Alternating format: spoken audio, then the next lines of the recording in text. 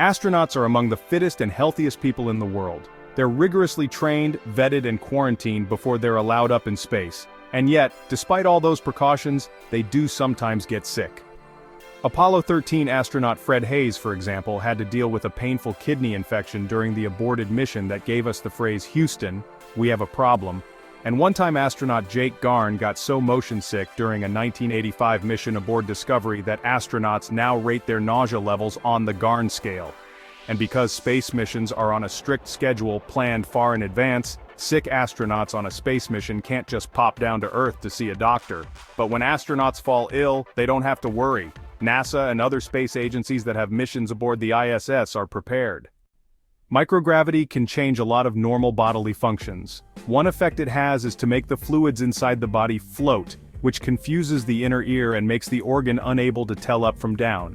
This causes space adaptation syndrome, SAS, a common illness that's kind of like seasickness in space. Motion sickness, the most frequently reported ailment, is a subset of SAS. It affects 67 to 75% of astronauts.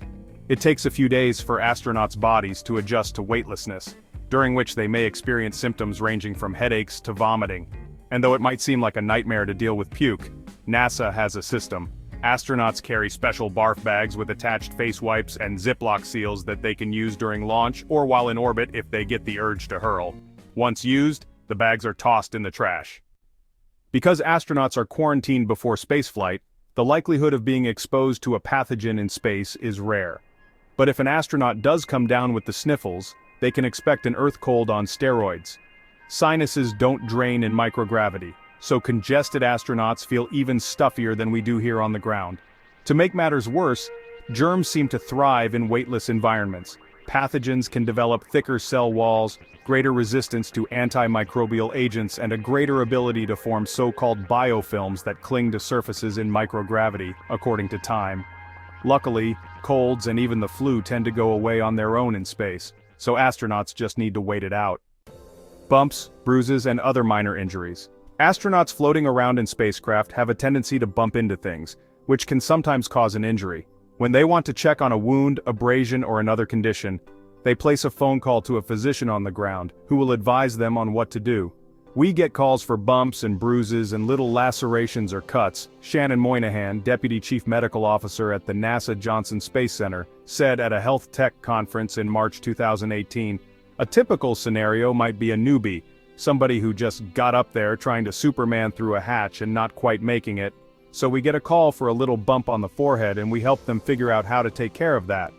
A doctor on Earth can walk an astronaut through using and reading a modified ultrasound machine on the ISS, for example, or give them additional training in response to a specific medical condition occurring on board.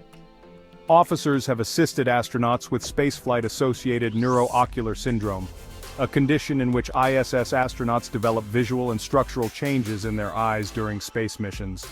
They were subsequently trained to conduct a series of eye tests on themselves. If there's anything too serious to deal with on board, astronauts can usually get back to Earth via the Soyuz spacecraft that brought them to space. There's one docked at the ISS in case of emergency. Medical evacuation has only happened once in 1986 when a Soviet cosmonaut named Vladimir Vasyutin had to leave the Salyut 7 orbital lab because of a prostate infection. In the case of a true medical emergency, one that requires surgery, evacuation to Earth is currently the only way for astronauts to get comprehensive treatment.